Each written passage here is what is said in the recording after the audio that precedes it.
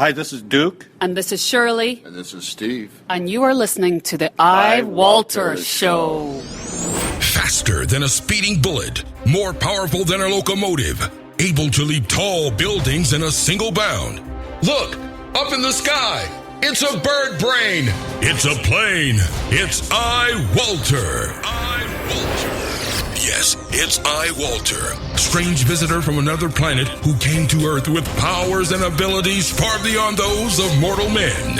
I, Walter, who can change the course of mighty rivers, bend ears with his annoying voice, and who disguised as Walter Interranti, mild-mannered janitor for a great metropolitan newspaper, fights a never-ending battle for truth, nonsense, and the American way. And now, another exciting episode in the adventures of I, Walter. Yay! Walter, he's my hero. Up in the sky, there he is. Here he comes. Whoa, there he goes. Yes, that's me. This is Who was that masked man? You know what? I actually don't really want to know. I was going to try to interject a little bit, but that guy really just talks wall to wall. Yeah. He did. I mean, he did a great job, but... it cost me enough, too. How much did it cost? I think it was like $150, maybe. Something like that. It was in British pounds, but, you know. 150 pounds? No, actually, I'm trying to think. Okay. Well, it sounds... I mean, that's, something like that that's a one-time cost...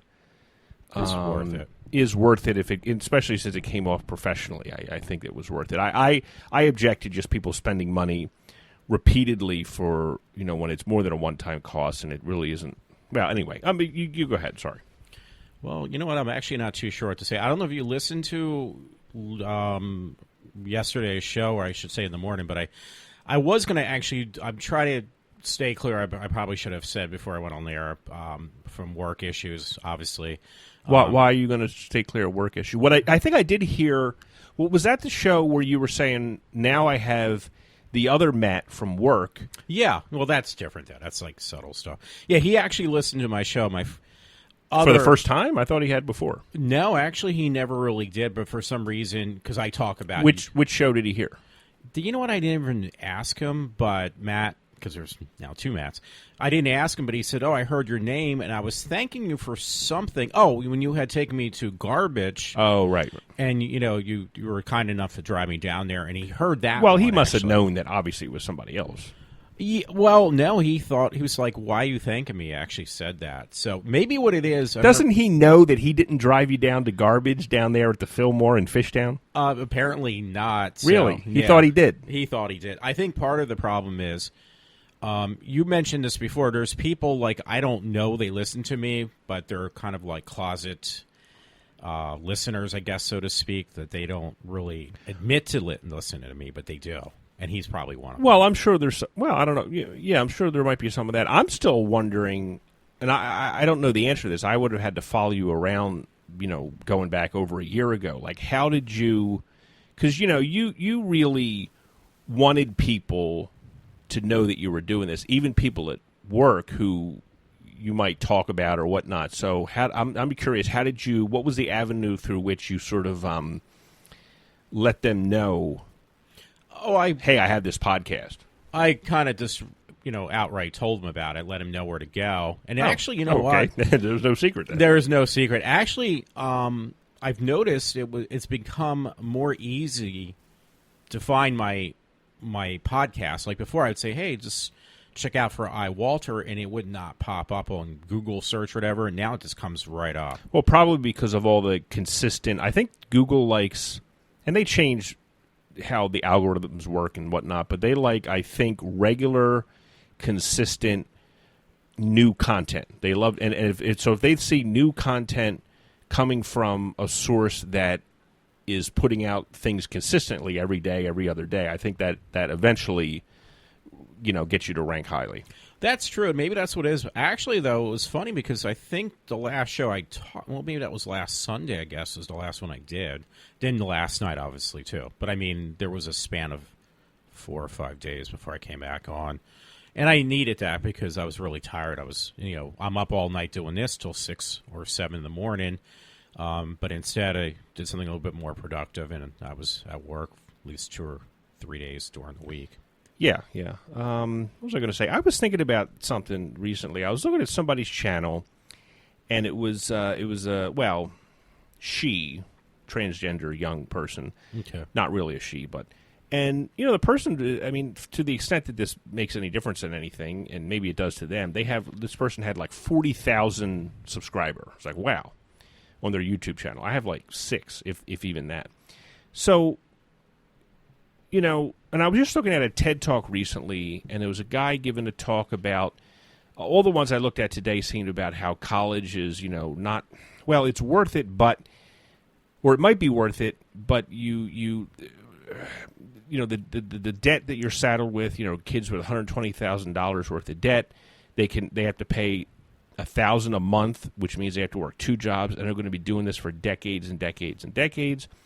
Where the heck was I going with this?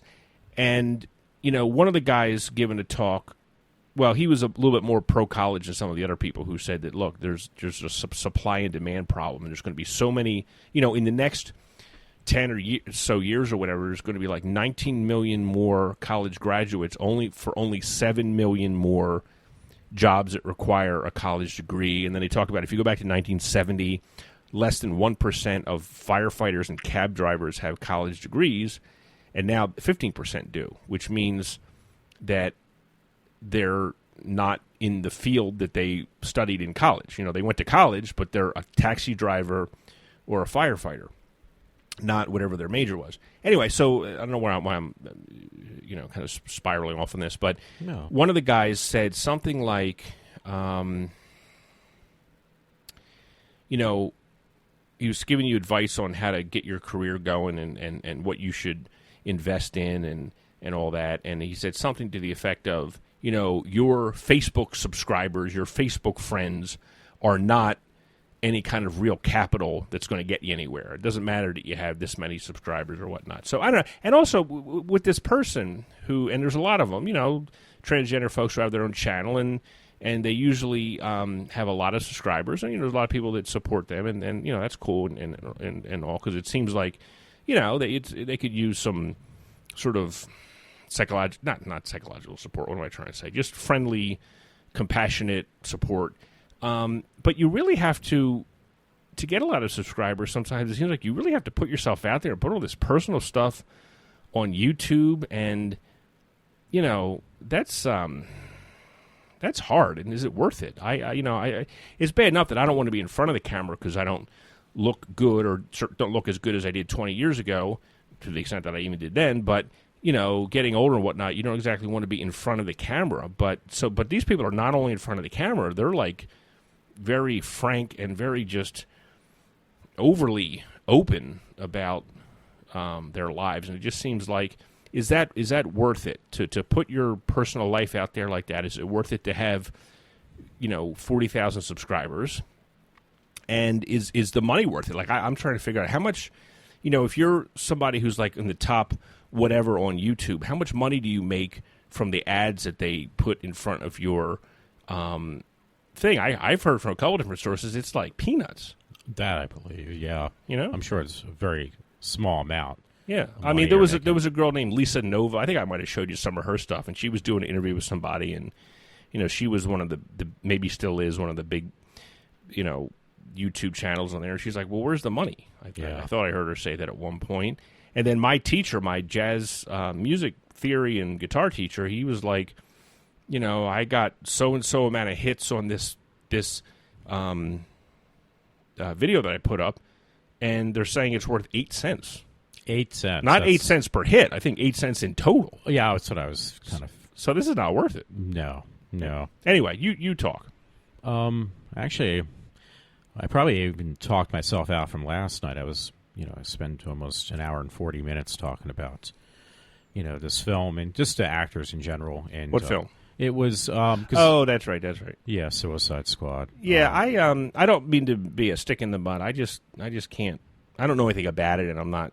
I don't know much about this stuff either. I just enjoy going. Hey, I was actually asking, I don't know if that would be an idea sometime, that one friend you went and seen yesterday. Maybe like... Oh, okay. So what I did yesterday was Well, I had asked before, and I'm probably getting ahead of myself. I need to do probably more of the grunt work or the preparation first. But I was thinking like, well, I have like the odds beginning of an idea of a song here or there. Mm-hmm. A song that would have vocals on it. But I really shouldn't be the one singing it, to say the least. So I was asking Ed, I think. I called a couple different people. I think one of the guys I asked was the guy who works for me giving guitar lessons, the guy that you actually turned me on to. Yeah. And then Ed, the drummer, who has a few different cover bands and teaches drums. We ran into him a couple times. I asked him, do you know any singers who kind of can do like the Joan Jett kind of like hard rock thing? And he mentioned somebody from this band that I went to see last night. It's kind of like a local cover band. I went to the Bridgeport Rib House. Yeah. You know where that is, right? Sort of. Yeah. Well, I just gave her my card, and I said, hey, I'm a friend of Ed Bricks, and, hopefully I didn't weird anybody out, but I think it was pretty normal. Had a lot of good ribs there last night. But, and I got the full rack of ribs, not a half rack, a full rack. Nice so rack. I was still eating them today. Oh, okay, so you had taken some of them home then. Yeah, so. And he just told me about it kind of almost at the last minute. So I actually went there early. I actually showing up there at like 8, figuring I'd eat, wait, by the time I'm done, the band will go on at 9, and I'll just make this contact and say, hey, do you ever do any... So I just said to this person, do you ever do any like singing for demos, or, I got this song that, actually I don't really have the song. I just have a guitar riff that I want to turn into a song. And I don't know. I would like to try to, and actually, it's funny. Although I think she's now giving me the cold shoulder for whatever reason. But there was somebody else. I put a Craigslist ad up looking for like a female vocalist who has like, who to collaborate with. And the idea is to get somebody who maybe is, who can sing on pitch, because that's, it's not the easy, it's hard to do that, but I want to get somebody who's not pitchy. You know what pitchy means when they say that on American Idol? That means you're not really on pitch. You're kind of a little off. A little off here, so it's pitchy, Okay. So somebody who can sing on pitch and somebody has maybe kind of an interesting voice. Now, you know me, I don't like bands with all this fancy vocal stuff where they're like singing like gospel-y and they're really getting overly complicated with the melody and ornate and just doing it all over the place. I like a kind of a straightforward, simple vocal style, but one that the person is on pitch and maybe the voice is kind of unique. It's different a little bit. Because, it took me a while to realize that the people that you like to listen to are the ones that when you first heard them, you're like, what? This sounds really weird and different, but it kind of sticks with you. It's not... you don't want to keep hearing the same thing. Like, oh, this person sounds good, but they sound just like somebody else. That's not going to stick out in your mind, or you're not going to want to keep listening to that. You're going to eventually gravitate towards the stuff that you at first thought was almost too weird to like, course. but eventually it grows on you or whatever. Yeah. Because it's different. So anyway, that's what I was looking for. And I don't know. I sent to this person who replied, real nice woman from like she's Horsham area, I think. She's kind of like a young wife, like 30 years old, which is good, not too young, not too old. Who's trying to get into? Actually, when she sent me an email, she had like a little like My Little Pony icon on her thing, and I was like, which My Little Pony is that? And she said that's Rainbow Dash, and I go, wait a minute. Isn't that the one whose voice is done by that blonde girl that we saw in that documentary? We didn't see it together. I watched it on Netflix. You saw it. Oh, yeah. Before I did. I thought she did all the voices. I guess not. No, she does two. She does, I think, Rainbow Dash and Applejack or something like I've that. heard of Applejacks. that. Yeah, she does two of them. And she's got her own band up in Canada. She's Canadian. I think she's got a band called Hey Ocean. So that's what this girl is trying to do. But so I sent her, like, bands that I like, songs that I like. But she was like, it's all that breathy singing, and the chord progressions are too simple, or they're real simple. And I go, yeah, but I want to write pop music. Pop music has simple chord progressions. It doesn't have pop music is not complicated. I mean, if you look at, I don't know, Lady Gaga or Katy Perry or Taylor Swift or pop music, it's simple. And I don't want to fall. I told her straight out, I don't want to fall into this category of the people who think that the reason that they're not making it trying to write pop songs is because, well, I'm too complicated. People don't understand. They don't they're dumb. They don't get that my music is really sophisticated. Well, it's not supposed to be sophisticated. It's supposed to be kind of immediate and relatively straightforward. That's what is going to have sort of the widest appeal. And not that that's the only thing I want to do. I mean, I want to also be able to write classical orchestral pieces and string quartets and piano sonatas and stuff like that, and maybe a jazz tune. But as far as pop music goes, it's going to have simple chord progressions, right? Yeah. You know, like I sent her that song. I like Fade Into You by Mazzy Star. Actually, they played that on the PA, and people were really, well, some people were really digging it when we were waiting for Garbage to go on last Saturday. Yeah. And she was like, well, it's that real breathy singing, a simple chord progression. Yeah, but, I mean, it's people still love that song from, like, 1993 or 4. So of course. That's kind of what I'd like to do if possible. Yeah. You know? Now, breathy, I would assume. I'm just taking... Well, the problem is breathy is not good for your voice. It dries out your voice. So that is something that you can't... That's not really a good way to use your voice. But that's what I kind of like. But what were you going to say? Well, I was going to say, when you said breathy, I just assumed I'm thinking of like Lush or something like that. Yeah, maybe. Same thing. I don't think I sent that. What did I send? I said, oh, by the way, I also sent that song by Dum Dum Girls, which I didn't realize until I told you this, that girl that we saw, whatever her band was that opened for Garbage, that I think that girl is like the leader of Dum Dum Girls, which I love that band. Yeah. But anyway, so that's the kind of thing that, you know, I like. I'm not trying to, if I'm going to write a pop song or a rock song, it's got to be, it can't be too good. It can't be too sophisticated. It's got to be kind of simple, straightforward. Yeah. You know. Yeah. So anyway, I don't know. I sent this girl the first one, not the one last night, but I sent her, I said, hey, listen, give me a list of 20 songs that you want to do that would be good for just voice and acoustic guitar, and we'll get together and do them. We almost got together last Saturday, but I think you said, hey, do you want to go to Garbage? And I kind of, was that the reason I... It was last Saturday, I believe. Yeah. Plus, I wasn't really ready. I said the day before, hey, do you want to get together tomorrow and play? And sometimes when you do that and you're not prepared, you just have, like, you can't think of what to do. Like, well, okay, what song should we play? Nobody can think. And I definitely had a couple of those in the past that really were a disaster because we couldn't think of what to play. So I, what am I trying to say here? What did I do? No, you're fine. You're fine. Okay. If you needed, like, an extension to that cable, I can. But. I guess I was standing on the cable. So yeah, I don't know. I'm curious to see if this girl from last night ever emails me after I gave her the card. I mean, it's just, I don't know. It's weird. It's really hard to find people to work with. It's almost like, I don't know. Everybody's so busy, and you know, it's almost like nobody wants to go out of their way unless, and of course this is an impossible hypothetical, unless they somehow have a way of knowing that this collaboration potentially is going to be super successful. So nobody really wants to bother. But, you know, and that's partially why I studied a lot of different kinds of music and instruments, so I could do all the instrumentation stuff myself. But, you know, I really probably shouldn't be the one to sing it unless I rely on something that, I don't know, and I hate to do this, but I'd rather have like a pure voice, but maybe if I rely on something that kind of helps me out a little bit by correcting pitches a little bit or something else. I mean, I don't want to be Kanye West using that stupid effect on his voice all the time. But anyway, I don't know. So what should we talk about here? I mean, no offense, don't think that's the wrong way. I can't really talk to you about the movie because, well, number one, I didn't see it, and I don't know. I mean, Are you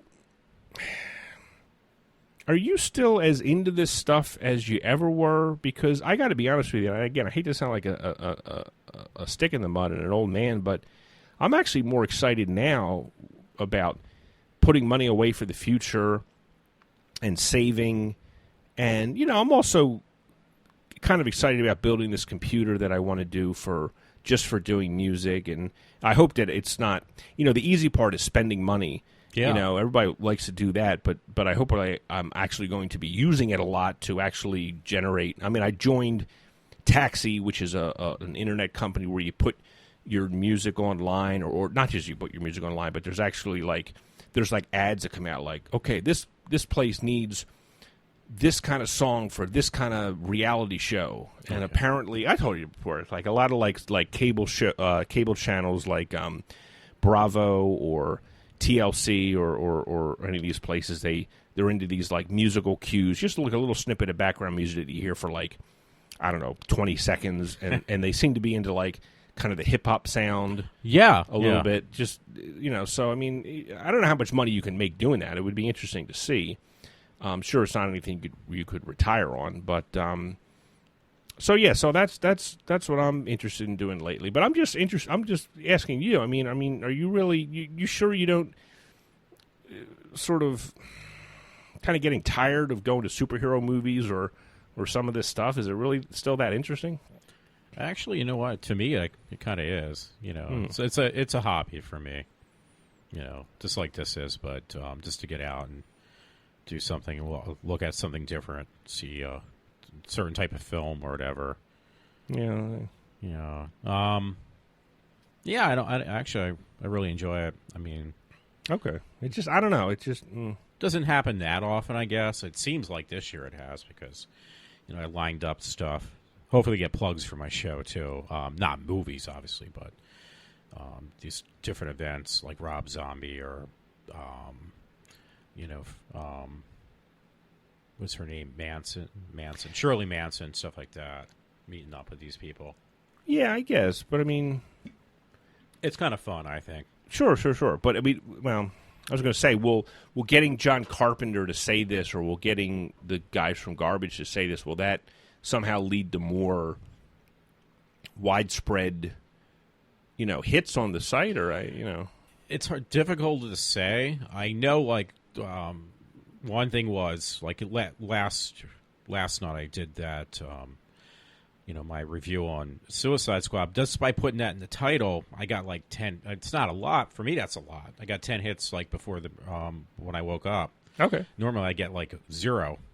But it's the same thing. Like if you put the right key thing, or maybe to get the right person to do a plug for your show, maybe it's almost like that thing that happened with Milo Yiannopoulos, where they see that, and it kind of directs them in my area. Sure. At least this will give me a there try. would be those terms like Milo for sure, and other whatever's hot now, whatever's trending now. Oh yeah, that would be a key word that people, I guess, are searching for. They go online and search for whatever the latest thing is that they're interested in. Then, maybe one of your things pops up somehow, and there you go. Oh yeah. Now, like next Friday, I'm taking off from work because I'm going up to Bethlehem. Is that Rob Zombie? No, that's actually not Rob Zombie. There's this thing. I can't remember what it's called, but it's some. There's an interesting Musik Fest. Sorry to divert here, but that goes on about this time. They literally just call it. I think that might be it. If it's up in Bethlehem. Is it really? Yeah. But wait a second. Could we look this up? Because when are you going? Friday, but it's probably before and after. But this thing doesn't go on that long. I think it goes on for like maybe 10 days. I'm not sure. Well, what are you going to see? Musik Fest, I think it's called. Musik Fest up in Bethlehem. Musket? Like a musket, medieval musket. I think it's called Musik Fest. So. Well, what does that have to do with music? Believe it or not, that's what they call it. But look it up and tell me. And while you're doing that, I will entertain the folks by what? Twinkle, twinkle, little star, how I wonder what you are. It's music, Musik Fest, but it's music with a K. Is that what you're doing? Yeah, that's it. Where did you get musket from? I looked at it wrong. All right, you know what? I'll get out of here. Get out of here. That's it. I'm coming over there. You're gonna get a smack for that. Look. Oh.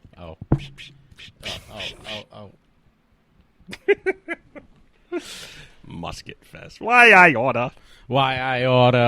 So what are some of the bands? Yeah, actually, there was a guy that sits out on the stoop near my apartment. He was telling me about it. Yeah, I didn't know about it, but I thought.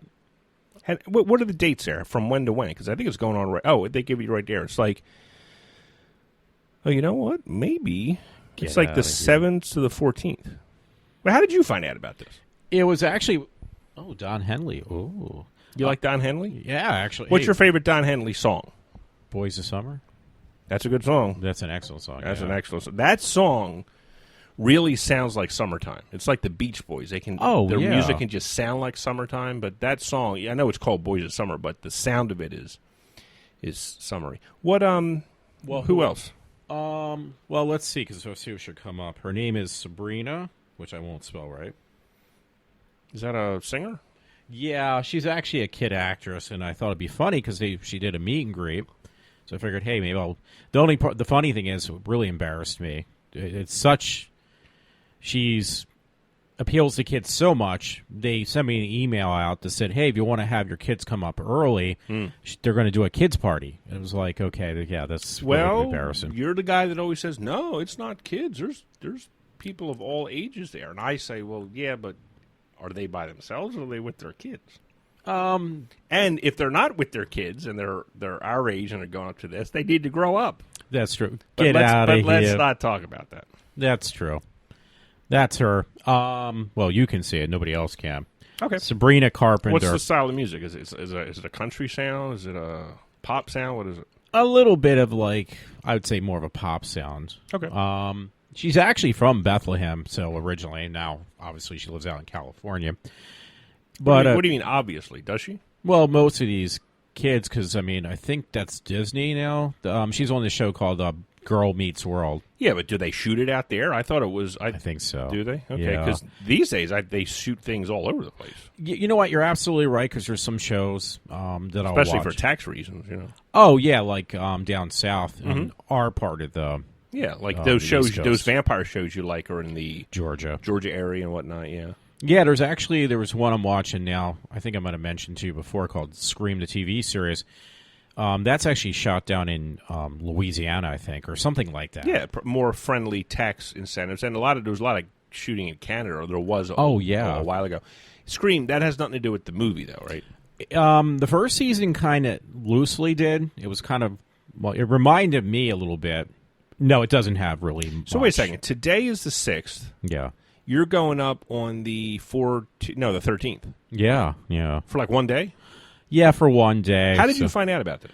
You know what? I was just doing a Google search just to see who I could kind of, see or do a meet and greet with, and she came up, and since she's like not that well known, it was pretty cheap, and I figured, hey, maybe I can just get her to do a plug for my show. I'll do a meet and greet and see if she'll do a plug. But unfortunately, it would be great. I'll get more kids that see her name, but then when they hear the contents of my show, then that's going to be a little bit scary too. Why is it going to be scary? For them? Well, because, I kind of don't hold back on language. Well, I don't think that's the biggest problem.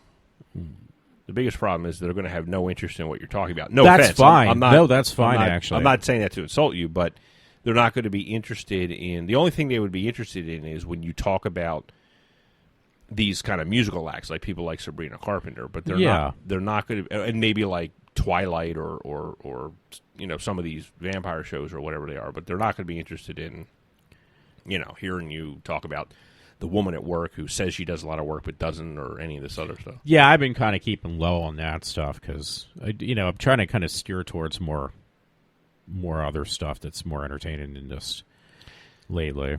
So, but yeah, the thing was, I'll be happy if they don't listen in. Honestly, what are some of the other acts here? I'm trying to see if there's anybody I'd be interested in. I thought I saw Run DMC on there at Musik Fest. At Musik Fest, yeah. Give me some other. Okay, here, click on main stage performers if you don't mind. Where's that? Right there. All right, we got Run DMC. Hold on. Dierks Bentley, never heard of him. Oh, Boston. Ooh. I know. Don Henley's cool. Yeah. Bush and Chevelle, yeah. Lady Antebellum, that's kind of cool. The Avid Brothers, kind of cool. All right. I mean, yeah. I told the guy last year I might actually make this my... Maybe I'll make this my vacation next year. What? Musket Fest. Musket Fest. Mustard Fest. Mustard Fest. So you're seriously, you would go up to Bethlehem to the Musik Fest and stay there for like a week? Yeah. Yeah. I might think about it. And you know what? What's the deal? I'm noticing now that they're What's the deal with what? What? You went to it before. I never did. Lollapalooza. I'm seeing Lollapalooza. Is that Is that still going on? Apparently, they're making at least. Oh, that's right. It is going on because Okay. Barack Obama's oldest daughter was there, and she kind of showed her butt off. She mooned a little bit. Did you see that? No. Yeah, I don't know what she was dancing to, but yeah, I don't know. I get being an old guy now. I guess I. Yeah, but you did go years ago. Yeah, like 2 years, in like 93 and 94. 93 was when Primus headlined. Okay. When there's something weird, and then 94 was when Smashing Pumpkins headlined. Nirvana was supposed to, but then the guy killed himself.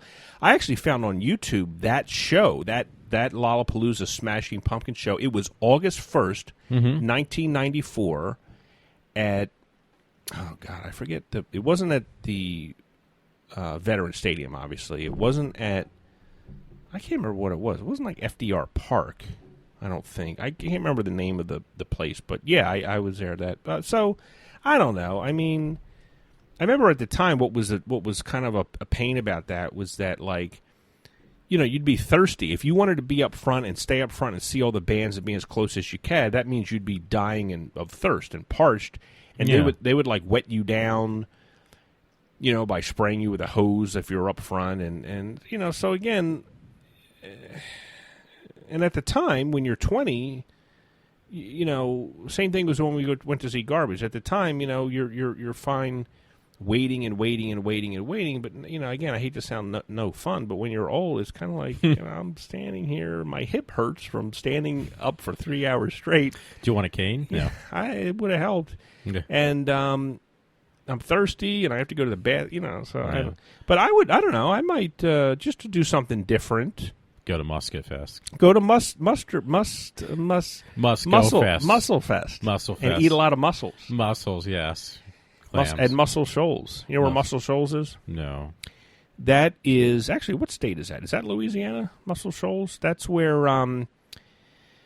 that one guy, Rick, I can't remember his last name, he had a studio, and he had these musicians who were... They were white guys, but not white guys. But they really sounded like black musicians. Oh, so much so that Paul Simon, when they heard some of the records coming out of Muscle Shoals, he was like, he called up Rick. I can't remember the guy's name. He's got like one of those like mustaches that kind of swoops up at the end there. Yeah, and he says, I want those black musicians that play on your stuff, and they were all white guys. They were called the Swampers or the Swamp Brothers or something like that. I mean, they were the guys that played on Aretha Franklin's. What's that song? I can't remember, but it was a lot of, or a lot of like black singers. I think maybe like Percy Sledge and some of those guys, Otis Redding. They were backed up by white guys, but those guys sounded like black musicians. Am I boring you? No. I'm sorry. I'm just been hectic with them. Okay, so these are the main stage performers. Yeah, you know, I mean, they're cool. Can you go back and look at some of the? I think there's like I don't know what free stage means. Am I missing it? Lineup. Go to lineup. Free. Maybe there are people just not as well known or something. I don't know. But how is it more free than? Well, you're actually paying for it no matter what. I was going to say, yeah. There's an admission fee. Or maybe are these people like playing outside before you have to show a ticket, so you could just go? Well, maybe click on some of these people. Like you'll be there. Well, actually, let's click on when you're there. You're there Saturday, August 13th. Click on that one. Saturday, August 13th. Nope, that's Saturday, August 6th. There you go. Actually, it would be Friday the 12th, though, right? I have to take off Friday. I thought you said you were going up on Saturday. No, I apologize. I made that mistake then. No, it's actually Friday. I have to take off Friday in order to go. Sharon Plessy, School of Dance. That sounds familiar. British Invasion Tribute. I wonder if those are the guys that play even like down here, like at Elmwood Park Zoo. There's probably a bunch of those British Invasion things. Yeah, I don't recognize any of these acts. Keep on going down. Ginger Coyle.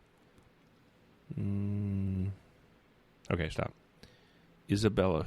There's a lot of. It's not just music acts. It's like other stuff too. Like Isabella Hoops looks like she's somebody who juggles hula hoops. Oh yeah. So you're going up there for somebody named Sabrina Carpenter. Yes. And is she going to be performing on the day that you're there? Yeah, actually, that's why I had taken off. I didn't realize, so I made that What? Well, thinking I said the 13th, and let me just go back. Well, I thought maybe you meant you were taking off on Friday so you could, drive up there and then get there maybe a little bit early for Saturday. Oh, she is? Yeah, okay, she is Friday, August 12th. So, yeah, you would have to... do you know what time she's going on? You know what? It says, gates open at 6. I think she's I would say because it's for kids. Yeah, there we go. Oh, not too late. Okay. Yeah, 7 o'clock or so. It says kids party, though, from 6 to 8:30. Well, you're going to look awfully funny sitting around the kids' table. Yeah, I know. I won't be able to crouch underneath the seats either, probably. All right. Well, I kind of just did it for, just for the gag of it or whatever. Well, no, I know why you did it. Why? Because you're bored. Well, okay, this is bored. You're looking to alleviate boredom. Yeah, well, which is what most of us go through. Well, it's going to go from boredom to an embarrassment. So, actually, I still remember. I told you this story. I've told it on my show a million times. Of when I saw that. What is her name? From iCarly, that chick, Miranda Cosgrove, and I was so embarrassed. They were laughing about it, but I said, "God, I got to be your oldest fan," and I was so embarrassed, and the people were laughing about it. They thought it was funny that I said that. Well, so I mean, there's two sides to that. There's a little bit of in a way. Yeah, I'm in two minds about that. There's something that's kind of funny and charming about that. Because listen, I hate to tell you this, but that's the same reason that the guys who are in the My Little Pony justify their broniedness or bronyhood or whatever it is. It's this is wholesome, good entertainment that teaches the importance of friendship and stuff like that. So, yes, and that's right. The flip side is, it doesn't, I don't know. I think it almost reminds me of the last days of Howard Stern's marriage to Allison. And Gary said this. He was like, you guys are different because you want to go see Soundgarden and she wants to go see Barbra Streisand. Oh, yeah. And, I mean, I don't like Barbra Streisand politically or personally. Not that I know her personally. No. But, her music is something more grown up. And I still put on Soundgarden and listen to, those Bad Motorfinger and those records from the early 90s. But I don't know. I think, and you said it yourself, except you were directing it towards somebody else you saw when you saw that girl who goes to a lot of these cosplay events. You were like, you really kind of have to grow up here. The biggest problem, and I've been saying this for years, one of the biggest problems is that people, especially males, don't want to grow up. And although, what's funny, I was talking about this with my therapist, and I was talking about how this is kind of weird. Although, and this might sound strange, but the first reason that I would give people crap for some of these pursuits is the first reason is, okay, you're doing this, but are you saving money? Is your retirement secure? Are you going to be okay when you can't work anymore? Or are you saving for a house? Or do you have your finances in order? So I wouldn't have as big a problem with people doing this stuff. Like when you were talking about all these guys who are really into collecting comic books or collecting toys or doing all this stuff. It's it's a little bit more. It would be a little bit more acceptable to me as long as they're financially in good shape. Yeah. But if they're living in at mom's house and all they do is play video games and go to GameStop and go to these events and they're not saving any money for the future and they don't have a good job and they're not making much money and they don't have a lot of prospects and they're not investing in themselves, that's the real problem. So more than just psychologically is it kind of childish. It's more like just spending money on this stuff is dangerous, to your financial future. I don't know. I don't want to keep going off about this, but that's just kind of my thought about it. And like I said, I mean, I'm certainly not the most frugal guy in the world when it comes to spending money, and it's only been in the last couple months that I've started saving. But and I wish I had started earlier, but I don't know. I'm glad that I'm there now, I guess, is what I'm saying. Anyway, so what were we talking about before Musik Fest? Before Musik Fest / Musik Fest. Actually, what I want to do... Well, here's what I'm doing this I almost said this year. Yeah. Well, I'm going down to like Delaware Beach, Rehoboth, Lewis for like a little less than a week. I'll be leaving probably in like 10, 11 days. Okay, so that's fine. I'll get away. Because, remember, I've been telling you this. I mean, I hate to be a whiner, but I've been saying since like March or April, you know what? Is there some way I could just have a couple days off here and there? Because I'm like working all the time. I could really use it. Oh, of course. And it never happened through my own fault. I was looking at credit card debt that I had, and I said, boy, I would love to just knock off this card and this card and this card. And that's why I was working. I just collected $657 from that woman who lets me help her out around the house. And what did we do there? We're like weeding the garden. Apparently plants sort of one of the ways you get a plant to keep on blooming is you actually cut off the flowers because the plant's job is to, it's almost like us, that your job is to, and it knows that its job is to procreate. Oh, yeah. So, and the way the flower is what the seeds fall out of, to fall back into the ground and they grow more. Keep recreating itself. Yeah. But if you want the flower to keep blooming and not just die, saying, okay, I did my job, now I can die, you cut off the bulb or the flower or the whatever that blooms. Yeah. So we were doing that, out in the hot sun for like an hour and a half on Friday, I guess. Yeah. And so we did that for a while until the bees started getting really aggressive and saying, hey, you're taking away all our food source. And then what did we do? I think we went around the back and did some stuff. And then I had to like chop or cut back these morning glory things that were growing and smothering and strangling other plants that they were near. So anyway, so the point is, so I made like, she pays well. It's like $30 an hour. So I made, just in the last couple of weeks, I got up to like $650 worth. And so thanks to that, I'm able to put money aside in August for my next new car, for paying my income taxes. $200 a month goes towards maybe one day buying a house, although I'm still not sure that really buying a house is really worth it. Because one thing I didn't realize, I heard this, is that when you have a mortgage and you're paying, your mortgage and paying your house, you don't own your house until like something like the last 10 years of the mortgage or something like that. Everything else before that, or not owning it. I'm sorry, no. Of course, you don't own it until you've paid it all off. Yeah, and even after that, there's property taxes. But I think it's like something like you don't start paying the principal of the house until the last 15 years of the mortgage. Wow. You know what I mean? Get that. Yeah. But usually you get a 30-year mortgage, so the first half of that is just paying the interest, I think. Yeah. So I don't even know. I mean, maybe I'll never actually. I don't know. I used to think that, well, you got to own a home because otherwise you're just throwing money out the window every year on rent. But anyway, and so my point is, what was my point here? My point, and I do have one, is that I'm now excited about saving money, and I'm working as much as I can. And I took some hits this summer with like people going away on vacation or saying, you know what, maybe we're just going to take a break for a while, which probably means I'll never see them again. My customers, maybe, I don't know.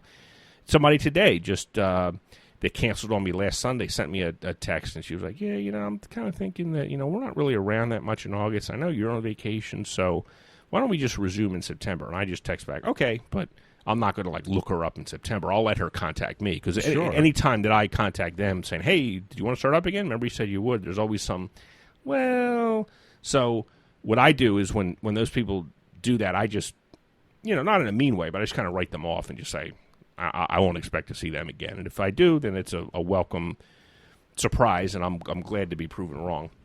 So anyway, so that's what I'm going to do this semester, this year. I'm going to do the thing. But maybe next year. Actually, there's two things I want to do next year. I want to go to Kentucky for this like music thing, like these training camps for jazz musicians to play with other people and learn more and get their chops in order a little bit. And I think that would be like probably, when would that be? Like June, I think, early June, early May, something like that next year. Okay. And then this thing here, maybe I'll go to this just to do something different. Maybe I'll go up for like a whole week. I guess what would you do? You get like a motel around there somewhere. Right? Yeah, you could do that. I mean, I never knew about this Musik Fest, but I got to say though, the acts that are there are okay. Okay, yeah. But I'm not like, Maybe it's less about the act and just about being in that atmosphere. But anyway, I'm sorry. You were going to say. Well, no, I did have a couple of questions. I guess maybe one for you. What's that? Maybe two, maybe 500. Whoa, how about just two? Two. Now, what are they pertaining to? Well, one I might have asked you about this before because Okay. when you're going into financial things and stuff. Yes. Let's see.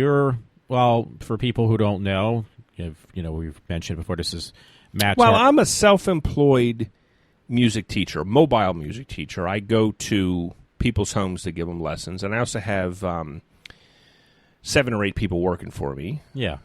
Which provides me with a small cut of what they do because I find their students for them. And some of my teachers that I work with only have like 1 or 2 students, and some have quite a few. Oh yeah. So that's what I'm doing. But so what did you want to know? Well, real quick for people who don't know, it's Music Teacher Guy at 610-804-6968. That's Matt How do you Torrence. know my number? Oh, I got your number. Ricky, don't lose that number. Don't lose that number. So, yes, that's... Who did that song, Ricky, Don't Lose That Number? Go. No clue. I don't remember, actually. Matt Torrence, Music Teacher Guy, 610-804-6968, folks, in case you were interested. No, I don't remember. What are the chances of anybody who lives around here that is looking for music lessons that's also listening to your show? You never know. Oh, that's true. You never know. Because you got all those people who deny that they listen to me at work. Okay. But yet, yeah, that's a good point, Yeah. actually. Okay. You get a whole bunch of calls from somewhere around this All right. part of the town. Nothing wrong with that. So, no, Ricky, Don't Lose That Number, I think it was Steely Dan. Oh, yeah. You know what? I honestly can't remember. But Anyway, go ahead.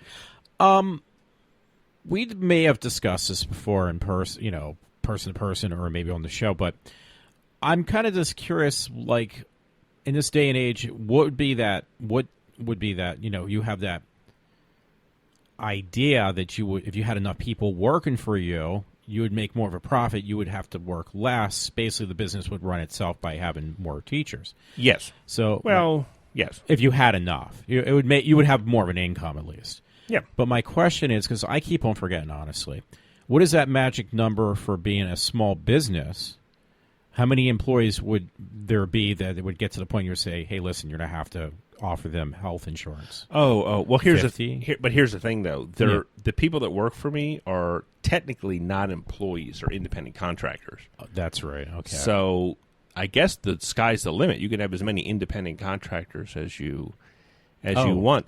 Listen, I wish there was some way that I could have it that way, but I'm scared or government and regulations and rules and this, that, and the other thing make it impossible to, not impossible, but almost impossible to, they just make it very difficult to actually be able to have real employees. So, of course. So the first thing you do when they make it impossible is you find a way around it. Yeah. And that's probably where all this independent contracting and temping back in the 90s came from.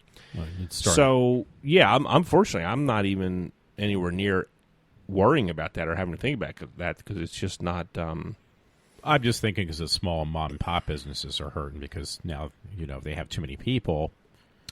Well, but in my line of work, it's almost... I mean, I don't know. Maybe I'm full of it here, but there are companies that are based across the country or in New York or who knows where that hire teachers in wherever they live across the country to provide lessons. Now, the problem is the companies are very expensive. I mean, because they charge so much, the company gets practically as much as the teacher gets. Oh. So they're like twice as much as I am almost for what they charge. And it's very hard to... It's almost like a long-distance relationship. It's very hard to maintain that. I think it's kind of hard to keep teachers working for you when your company is based in San Diego or Manhattan and they live in the suburbs of Philadelphia or Trenton, New Jersey or something like that. It's just... So... I guess I thought, yeah, maybe I'll do that too, but I don't know that that's going to be the way to do it. It almost seems like it would be a lot of work for maybe possibly not that much return and maybe a lot of turnover where teachers don't last that long. I don't know. I've worked for some in the past. I worked for a place in New York called Musik with a K also. Yeah. Who else? I think there was one called Take Lessons. I ran into a little bit of trouble with there because I what did I say? I think I was desperate at the time. I initially said something like, I'll go to them or they could come to me. But I actually don't want people to come to me because it's a small, cramped apartment. A lot of times it's a little bit messy. Yeah. So somebody contacted me through them and they wanted to come to me. And I kind of said, you know what? I changed my mind. I actually don't want to do that. I'd rather come to you. And they said, okay. But they still got me for the fee that I was going to charge if they come to me, which is less than me going to them. So I had to go to them, but still get paid less as if they were coming to me because I didn't really want them to come with me. But it only lasted for one lesson because, I was supposed to teach piano to a young boy, and he was, really, parents they don't get it. They go, oh, he really loves music. He's always going over to the piano, which doesn't mean that he wants to have a lesson. Doesn't mean that he wants somebody to tell him what to do for 30 minutes and to listen. So he was really not into actually having a lesson. He might be into noodling on the piano, but that's not what a lesson is. No. So I kind of told the mom, I was like, yeah, I don't think, what did I say? I forget what it was. Or it might have been the grandmother. I'm not even sure. But I said something like, this isn't going to work because he doesn't really want to concentrate or really want to listen to me. My students usually listen to me, the ones that work out. So I think she was kind of annoyed that I said that. But no, it was nothing personal. So I think I got like a bad word back to the company I was working for. And for a while they were like, yeah, maybe this isn't going to work out.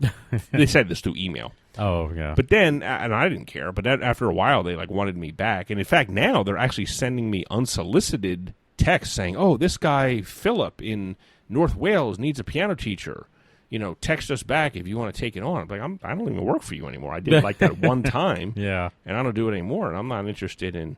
So I don't know. You really got to be in business for yourself. I think it's difficult though. Being in business for yourself, you get used to it. So. Well, I mean, don't most businesses fail like the first? But what's my advantage over most businesses?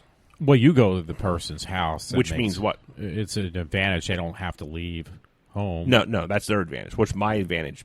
You say most businesses fail, especially like restaurant businesses, I think. Yeah. But what's my advantage being in business? I would assume you just don't have like a foundation or something like that. I don't have a building I have to pay for. Yeah. You know what I mean? Well, that's true. Yeah. So since I'm going to them, I mean, I pay gas, which is tax deductible, not free, but tax deductible. But I don't have a bricks and mortar store that I have to pay, because I'm talking to the woman that I help clean out her house. She knows about the Collegeville area and the economic stuff that goes on there. And some of these people that like open up a restaurant, they lease them from this guy. I forget the guy's name who owns the businesses, the buildings. And the rent is so high. And not only is the rent high, but he locks you into like a 3-year lease. So even if your business goes out of business in a year, you can't just go, I'm done. You have to still pay rent on this building that you're not using anymore, and it's like really high. In fact, one guy I heard about was like something like, yeah, I'm going to have to declare bankruptcy because of this. That's really bad. My restaurant went away, but I can't stop paying rent because the guy locked me into this contract, which I would never do. I would never lease a building that I couldn't get out of the lease. Where you live, you could. It's only a yearly lease, and you might even get out of it earlier than that. I bet if you were a good tenant like I was, you've been there for a while. I'm sure if I said, look, hey, I'm actually going to move in June. Is there any way you can let me out before November? I mean, me being there 10 years and being not much of a hassle at all to anybody, they would. But anyway, enough about that. But what were you asking about before that? I guess, the one question was about health benefit, or, giving health benefits if you kind of grew your business, but I guess it wouldn't make a difference because they're pretty much independent. Yeah, I guess I'm not that much of a risk taker. I'm a little bit of a risk taker, but not like the people who really take risks. And and put themselves in jeopardy. But no, like I said, my people are non-employee independent contractors, so Yeah. they get paid well. But anyway, is this a really boring show? Where it seems like what we're talking about is really dry and of only interest to me and maybe not even you. No, let's talk about something else. Well, I don't know what that is, but let's talk about something else. Well, one thing was, may I ask? I know you were talking about today. You have which was kind of interesting to me. You have a new student. Oh, yeah. I think I gave my first lesson to, and right over there in Audubon, like a Down syndrome.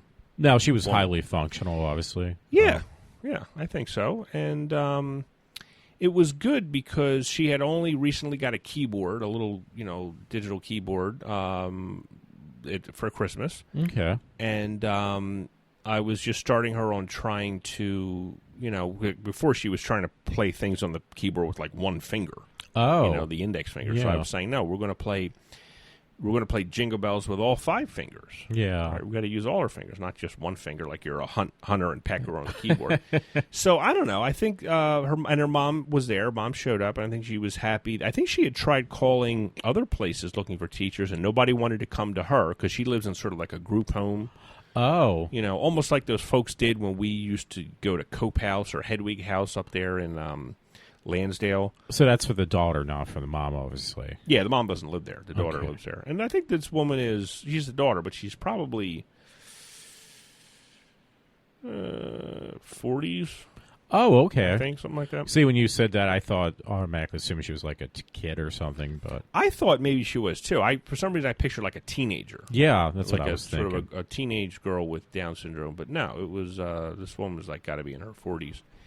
And, no, so it was good. It was good. I mean, we're only going to do 2 lessons this month because they're on vacation soon and I'm on vacation. Oh. But, this, I wanted to do this because maybe, I don't know. I didn't know if it was going to be. It wasn't bad. I thought maybe it'd be a challenge. And so the next time somebody calls me to say, hey, we're looking for lessons, but do you deal with, Down syndrome students? You go, yeah, I've done that before. Yeah, that's true. I So- mean, and they're probably more focused. I hate to say it, but they're more focused, too. You know I would what? think. Yeah. In a way, yeah. Yeah. Yeah. So anyway, what else should we talk about? Could I show you somebody on YouTube? Sure. You know what? It's funny. One of the things. Okay, go ahead. Well, I wanted your input almost on 2 other things. Totally off the subject. Okay. One was I didn't know. I think until after I bought a ticket, and I think Todd might have mentioned it to me. But I'm supposed to go see from Black Flag is Henry Rollins? Yeah, I got a meet and greet with him. Really? Yeah, and I heard I didn't realize. Just out of interest, how much did that cost? God, even Henry Rollins is doing that. You would almost think he'd be like, no, man, I'm not going to, I know. He seems pretty cool, but I heard that he's more of, like somebody said, he's more about discussing his political views than actually singing. That's what I heard. I don't know. Well, what is he doing that you're seeing him? It was a meet and greet. It's down in... No, but when you went to the garbage meet and greet, that was just, a way for them to get some more money out of you. But really, the event is the concert. The event is he playing music, or is he just giving like a talk? No, you know what? I heard that apparently he does like to talk more than he likes to sing, so that's a good question. Well, he's been doing the spoken word thing for, a long time. But your event, is it the Henry Rollins Band, or is it just him I think talking? It's just Henry Rollins. So it's a talk. I'll have to check. It's sold out now, whatever it is. Well, It's look, bring it up Tribadero. online and we'll see.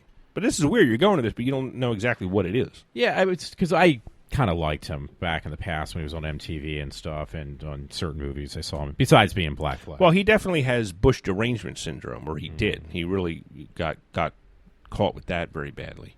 Yeah, see, I probably would have, I don't know, it's, hey, I'm testing new ground or whatever, I don't know. Well, again, you're trying to alleviate boredom. Well, that too.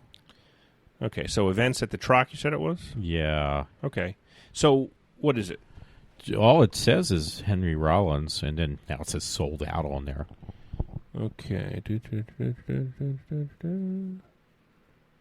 Yeah,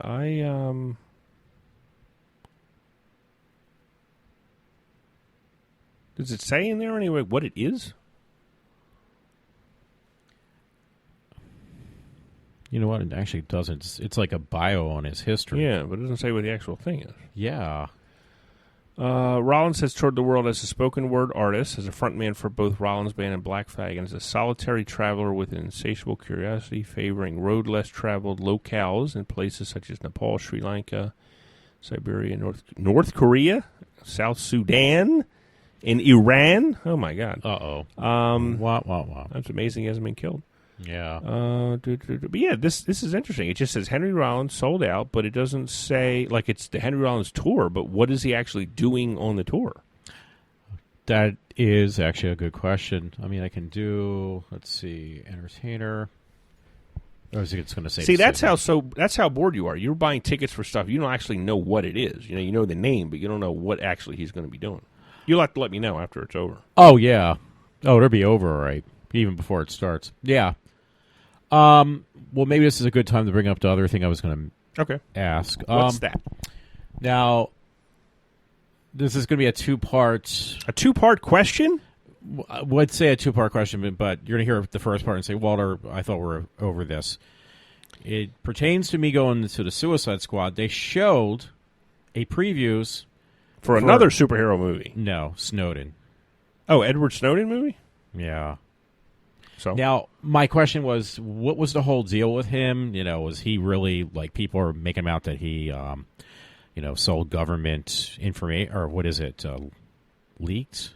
Or yeah, national security. I'm not the guy to talk to about this. I mean, I don't know. I don't know that much about it. Okay. I mean, I kind of do, but not fully, and I don't. So I don't really have any. It was kind of funny because the guy who's actually directing this movie right away, the one other friend who kind of thinks like we do, said right away, yeah, this guy does a lot of conspiracy films. The director. Oh, Oliver Stone. Yeah. Yeah, he's a nut job. Yeah, so I didn't know that. Remember, part. he's the guy that thinks that it was real complicated, like the government killed JFK. Yeah. And he made a good piece about a good movie, a complimentary movie about Fidel Castro and Communist Cuba and all that stuff. Yeah, I wouldn't waste my time. Yeah, because even the friend that worked, John, he just said, yeah, this I'm guy. a little disappointed in the actor, though, that's playing him, Joseph Gordon-Levitt. So you did hear about the film? Yeah, I saw it somewhere. Okay. I just didn't know what the whole deal was. Yeah, it seemed interesting, but now I know not to go see it. Oh, well, there was you also love that movie V for Vendetta, so. Well, yeah, I know. What is 8/16? Oh, that's actually. Isn't that already been out? The Batman versus Superman movie? Yeah, unless they're showing like a different cut. Oh, that's right. This is stuff that's coming to the truck. Yeah, I saw that movie, The Lobster. That was a lot of fun. Oh, it was. It was interesting. Yeah, because I think this you can actually rent from home if you want to. Some of these films are, like really small films. They're not playing very many places, so you can actually rent it from home, even though it's out officially now. Yeah, I think it was one of them. Yeah, well, they probably figure we can make more money because maybe this being a small film, I like the film a lot, but maybe this being a small film, say, it's not like we're going to make more money by making people come out to see it because they won't, so we'll let them get it at home too if they want to. So, I mean, I guess, is it a political film or no? The Lobster? Yeah, I don't know what it's about. No, it's about sort of being single in society and how I guess it starts with the idea that, there's this kind of like you're looked at with a deficiency if you're single, because in this film what happens is that, like, in this society, it's like a kind of a futuristic society where you're not allowed to be single, and if you're caught like being by yourself, then they have to check your papers. And like there's this one part where there's a woman by herself, and she comes up and goes, "Oh, where's your husband?" She's like, "Oh, he's on vacation in so and so," and he's just like prove that he's really there or something like that. Oh, sounds so what happens is, like, they go, "Okay, well, we've caught you single people. You're here. We're bringing you here to this thing, and if you don't find a mate here within 7 days, and you'll be turned into an animal. What kind of animal do you want to be?" And this guy chooses a lobster. But then eventually he escapes from there and finds like people. It's almost like that one episode of Invasion of Time where they escaped outside the Citadel. And remember that? Mm-hmm. And they find these people that are against that society. They're like the sort of the rebels that live try not to be caught on a hunt.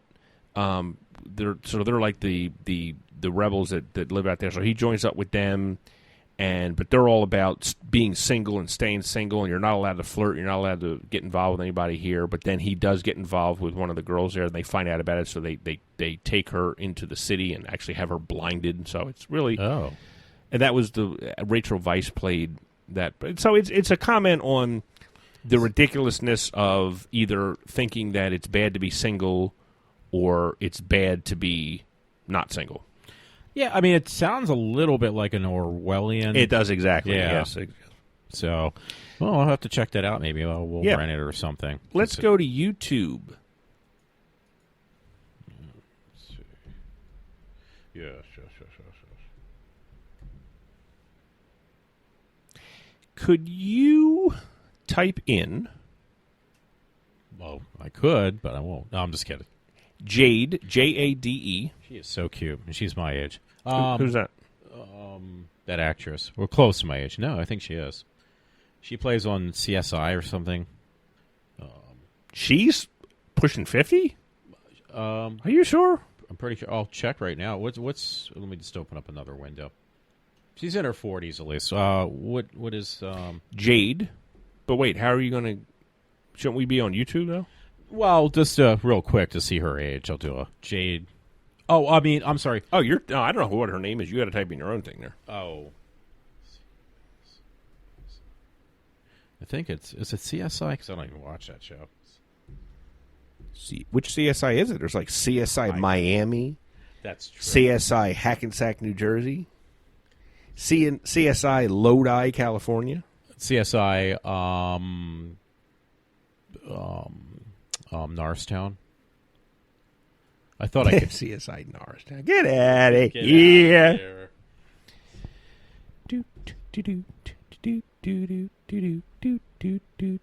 I'm really.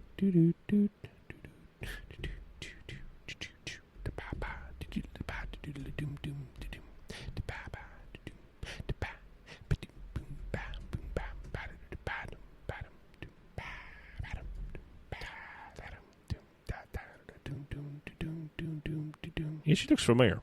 Yeah. Paulie, what did it say? Paulie Pareto? Yeah. Perrette? NCIS star Paulie Perrette's gothic hair dye landed her in the ER. Oh, no. Ooh. No. Con. I'm going to get way off on this, I know. Why did you think she was your age? You thought you heard that somewhere? I thought I saw that somewhere. I was kind of shocked. Boy, Walter, you're a screw-up. Well, you said it, not me. Whoa, yeah. Age 47? Holy mackerel. Here we go. Booyah. Told wow. you. Does she's a cutesy. She doesn't look 47. You know what? Even though she's 47, I would still, yeah. Statutory rape would be. No, that's. I thought you were gonna say I'd still throw her a bone.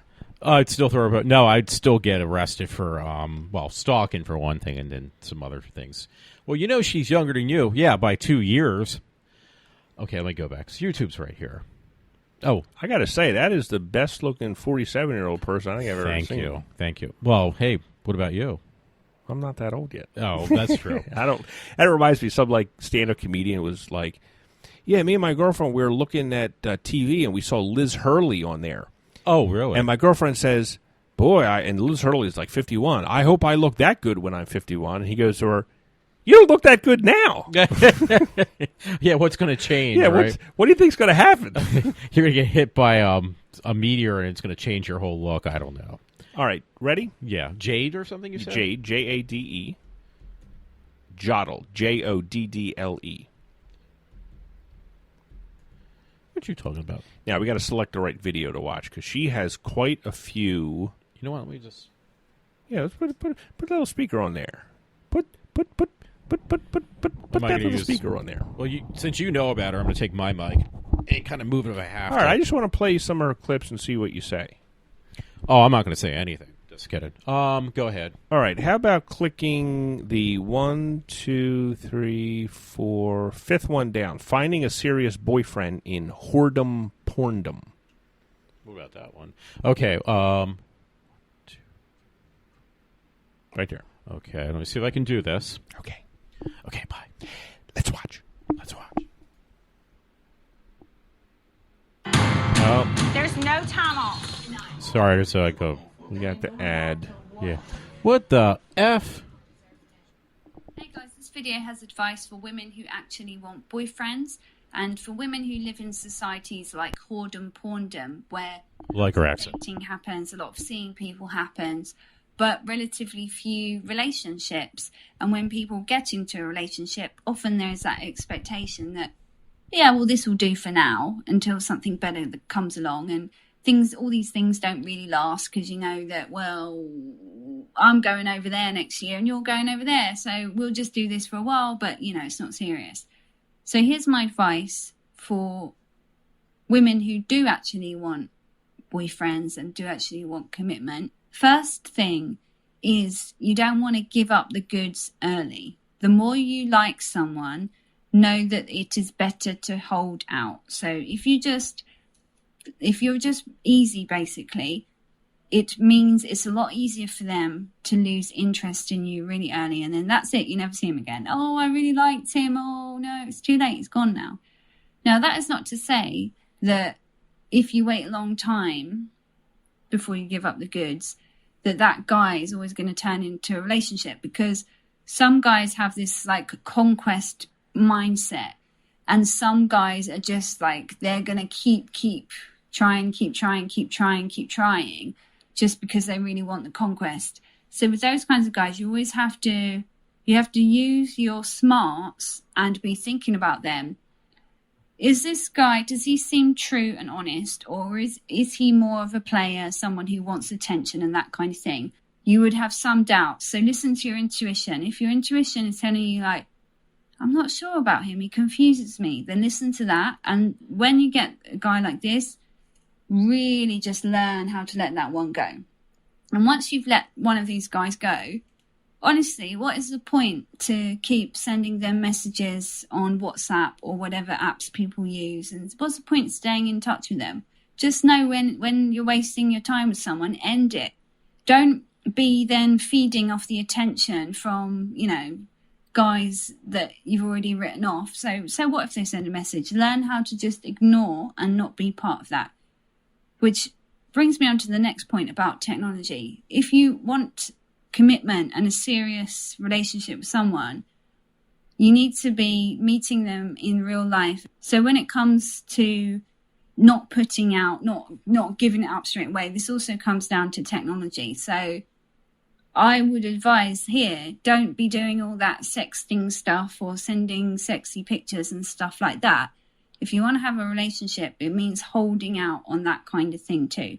So it does obviously mean that some guys aren't going to wait around for you. They'll probably think, what's wrong with her? Why isn't she giving up? Why isn't she easy like all the other girls? And if such a guy loses interest in you, then just think of it like you've saved yourself some disappointment and frustration, and you've saved yourself getting hurt potentially. If this guy doesn't want to get to know me first, isn't patient enough to get to know me, then he wasn't serious. And the last thing I want to say is you have to let go some kind of entitled attitude that you may have about yourself and how great you are. Because I think the thing that happens with women, especially when you're younger, is when we're used to, from the age of like 17 or whatever, getting so much attention, because that's the age when we're most beautiful and we get the most attention when we're younger. And as we get older, it's actually quite hard to realize, and sometimes hard to accept, that the older we get less attention. But we often still carry the thinking of ourselves in exactly the same way as if we're that 17-year-old that's the most beautiful and desirable. So we often think of ourselves in a really, really high way when it comes to dating, or an entitled way, I think is a better way. It's good to have self-worth, but entitlement is a bit different. So when it comes to the kind of guy you want, just be able to look at yourself honestly. think about your own financial situation, your own job. What have you got? And then when it comes to finding a boyfriend, you know, just bear in mind what you have before you just demand him to have something a lot better than you. Obviously, there are different ways that will level it out. If you are the most gorgeous girl that's ever been, then obviously that will bump up your what he's able to offer you, you know, because it's going to end up being fair in terms of looks or money and all that kind of thing. So I don't know if this was what kind of dating advice this is, but that's what I would like to tell to my younger self, and also women looking for proper relationships over in the land of whoredom, porndom. So thanks for watching and see you later. Bye. Could you hit the back button on your browser? Hit the back button on my browser. So that girl was German, right? Oh. I'm kidding. I know she's like British. Okay. Oh, too late. What? We could go back twice, right? Yeah. Okay. Yeah. Could you pause that because it's going to... Okay. Well, I turned the sound Oh, off, it did. too. Good idea. Yeah. Okay, now can you go down to... actually, go back one more because now we'll have a choice of her videos to look at. Okay, now go down to the one where she has a stuffed animal next to her, bottom of the page. Can't find it. There you go. Just to be safe, you know what I'm going to do? I'm going to see what happens, because I'm sure there's going to be a preview, and if not, then I'll... Okay. Nope, not this time. Of course. Jerks. Now watch, I'll turn this on. I'm turning on my speaker. Okay, folks, here we go. What's her name again? I apologize, just so people at home know. It says right there on the subscribe button, right above the red subscribe button. When will the feminists be done? Yeah, that's not her name. No. That's the name of the video. Oh, I'm sorry. Jade. Now, how do you pronounce it again? Her last I name? think it's just Joddle. Joddle. Okay, thank you. Here we go. Hey guys, this video is more of a pondering, so let me know your thoughts in the comment section below. When will the feminists say, enough, I think we've done enough now, we can stop our work emasculating men? When are they going to finally call it a day? And is there ever going to be a point reached where they can actually say, you know what, I think we went too far. I think that we shouldn't have done that, turning men into effeminate boys without any power who are not allowed to actually exhibit any traits of men and get on in the world. Maybe we went a little bit too far. Do you think that day is ever going to come? Here's some of the things that I see going on in England. Observations from people I know and that kind of thing. I see so many, let's call them boys or men, I just see them all addicted to weed, not really working a lot. It's like they've lost their work ethic. I see them in temporary crap work, getting paid less all the time. Okay, yeah, sure. If you didn't smoke so much weed, maybe you'd get a better job. But it's getting harder for them just to get something fairly decent. At least the men I know. I also see young boys, teenage boys and young men killing themselves. A lot of male suicides are happening. Why is this happening? If everything is meant to be really great for young men as the kings of patriarchy, why are they killing themselves so much? What's so bad in their lives? I also see men really easily getting their kids taken off them and not having rights to see them, going to court, having the deck stacked against them in favor of the woman. I see when men and women break up marriages or long-term relationships, I see the man going homeless and the woman having somewhere to live. I see nobody giving a house or a cheaper, affordable place for a man to live. I see him just taking what he can. I see boys not doing well in school.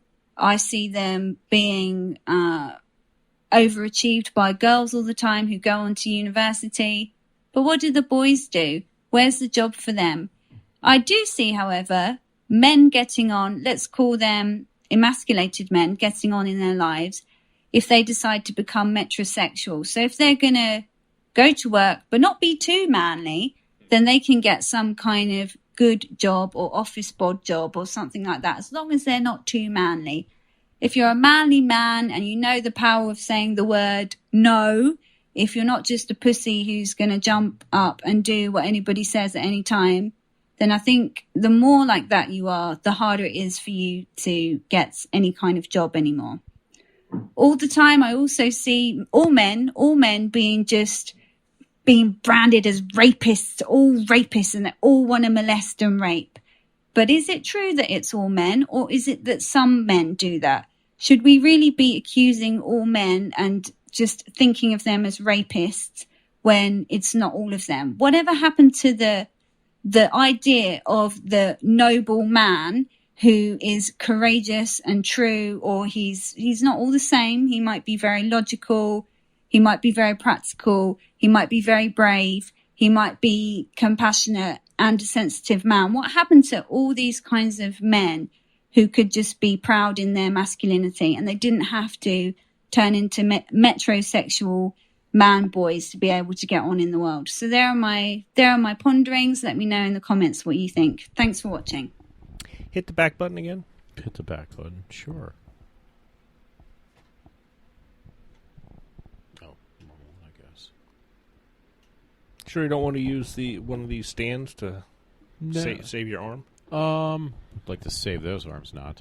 No, probably be best if I hold it. I know it's a pain, but all right. Let's scroll down a little bit. Keep going. Let's go sex in England. Sex in England. Yeah.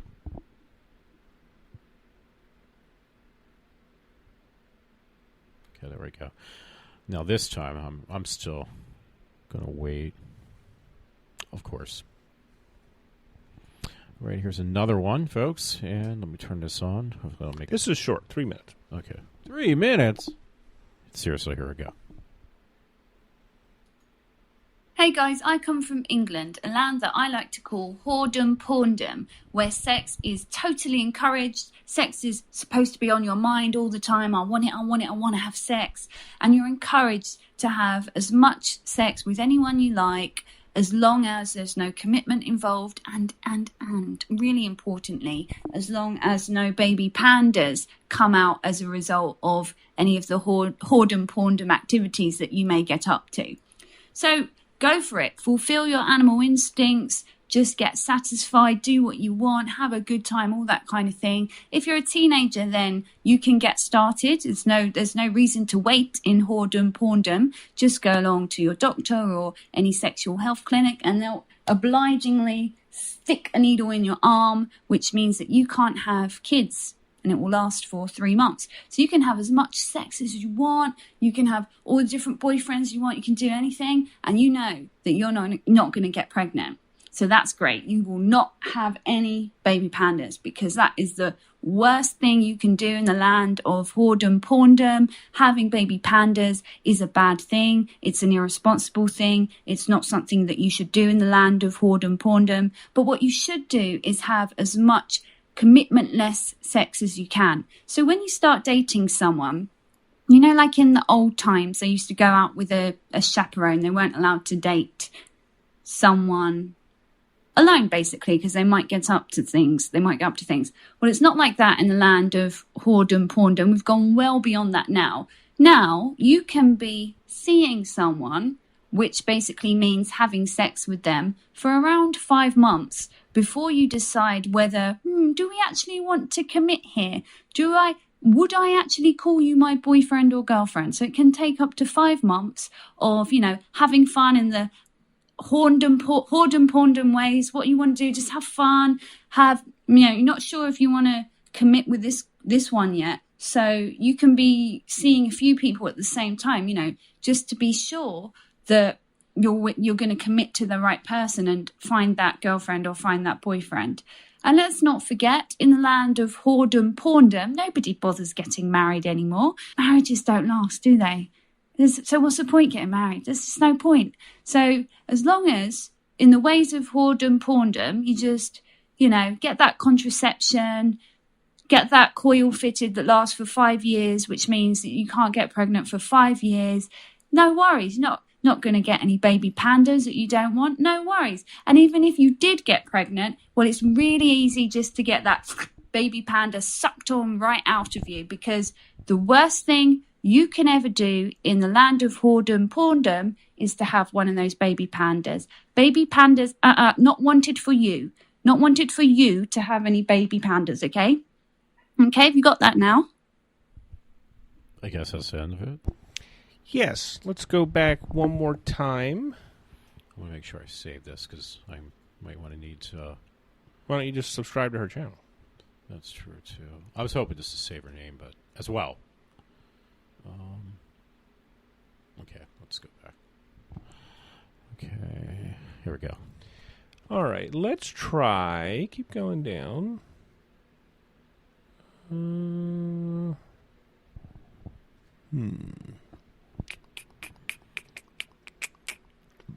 Actually, let's go back up there.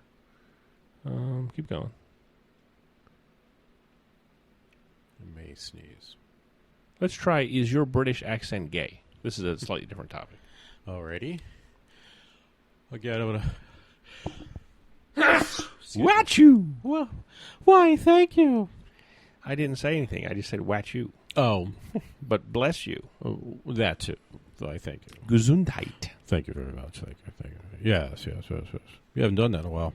I haven't done it in a while, and perhaps I will soon. Ha ha ha ha ha ha ha ha. Oh, excuse me. Here we go with that chick again. It's from Germany. Just getting into England. I like pissing you off. Hey guys, does your British English accent sound gay? And this video is for you if you're not actually a gay guy and you didn't realise that when you speak in your British English accent, that's what it sounds like, a little bit gay or camp. Now, this is something that I've observed in guys from many different countries, so I don't think it's limited to a particular place.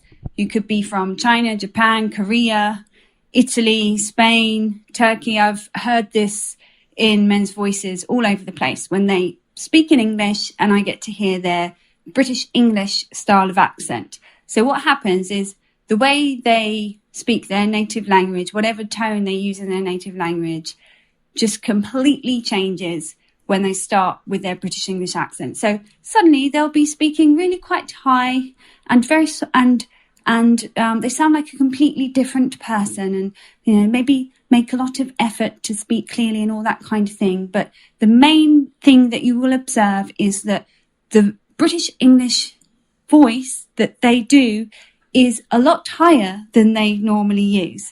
Now, when I come across this, I always want to say, you would sound so much better. I am impressed by your accent. It's very clear. But I always want to just say, you would sound better if I could just pull your voice down. Pull it down.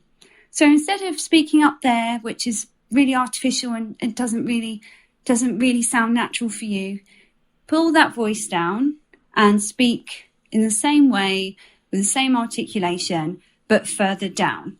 More down into your chest or your shoulders, as far down as you want to go.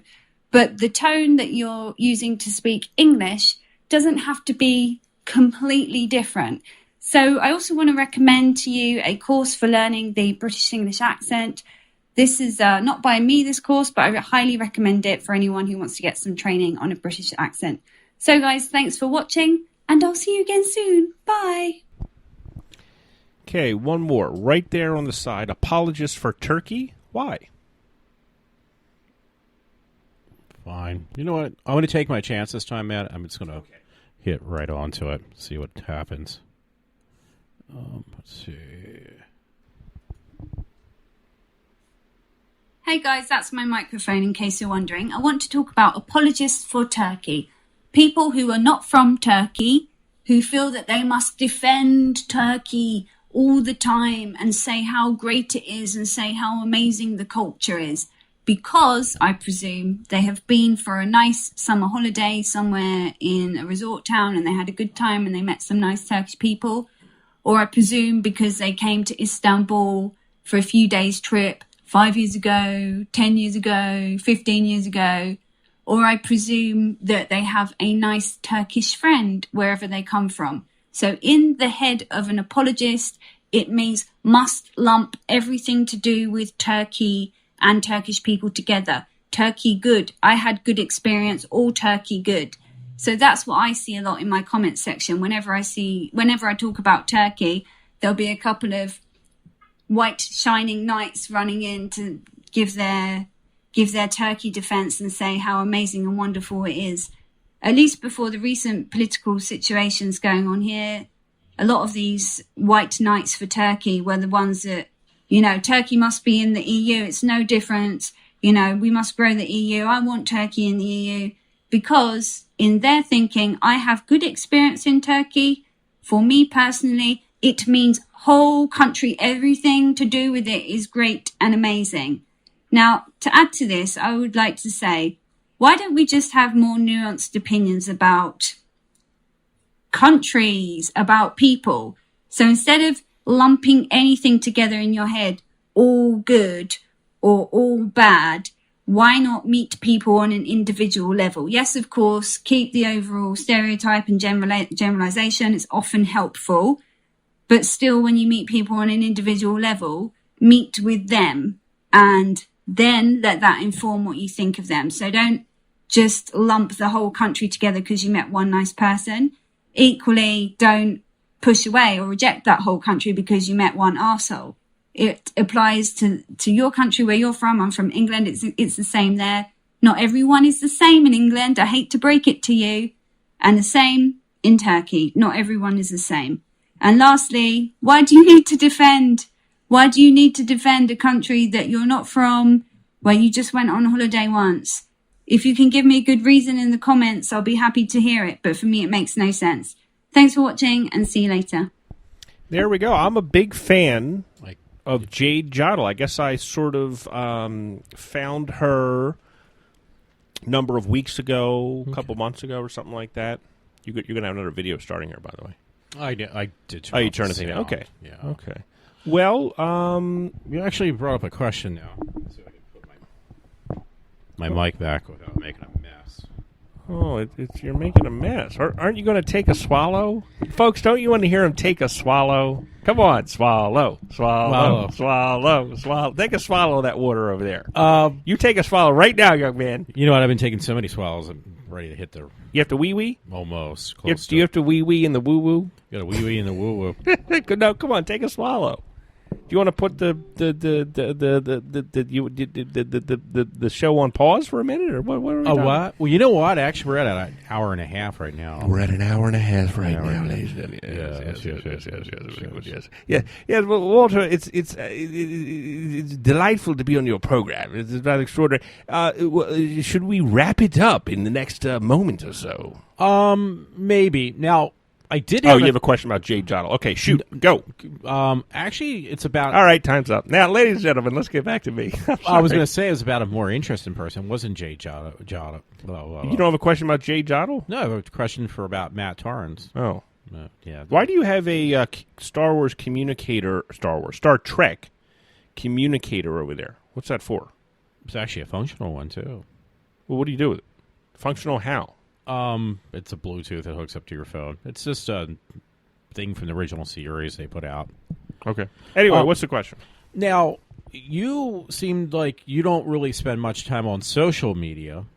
I think you define social media. Are we talking like Facebook, Twitter, and there's other ones, but they're the two popular ones. So are they the two popular ones? To me, well, maybe it's just to me, but no, maybe you're right actually, because you're right about that. It is a waste of time, except for, and this is probably also a waste of time too. Oh, what? The only reason I have accounts there is because I was told that you could use it to boost business, or not boost business, boost your Google rankings. If you're regularly posting, I have to sneeze now. Holy crap! If you're regularly posting stuff, new content, then somehow Google likes that, and you'll pop up higher in the rankings when people do searches. But I don't know. I don't know. I don't know how if I can measure how true that is. But that's the only reason I have accounts on those stupid sites. Well, even though you do, and you were trying to like put stuff on there, I'm a little bit interested. I want to pick your brain. Yes. Yes. That you seem like I spend a lot of time on YouTube. Yeah. Yeah, Yep. but more than just spend time watching videos, I thought that you actually get in some. I'm curious how you do this. Like you get in some arguments with people. Do you do that? Like, do you do video? No, it's only comments. Oh, it's just comments. I'm too insecure about how I look. I would like want to look like damn good because unfortunately we still judge people, or a lot of us judge people by how they look. So it's almost like I would be probably thought of as more correct if I looked good than if I didn't. But anyway, what's your question? I'm sorry. See, that's what I was curious about. I thought that maybe you were making video comments or something. No. Well, actually, you know what? Just between you and me, Uh-oh. maybe after this election, I really got to find a way to just go back and just delete all those. Because really, the account that I have is my business name on there. Oh, yeah. And that I wasn't... What? Let me give you another plug then. So No, I'm kidding. Let's I'm not do joking. that. Sorry. So initially, I was like, well, I'm not going to post political stuff or argue with people in there. That doesn't make good business sense. But I wasn't able to stop myself. So I think after this election, I would really like to find a way, if I can. Hopefully, I can do it in one clear wipe, not individually. Go back and delete all these things. But what makes you think that I get into a lot of arguments with people on YouTube? Is it because I told you, or Yeah, because you're kind of mentioning it a bit. Okay. So I was just kind of interested in that.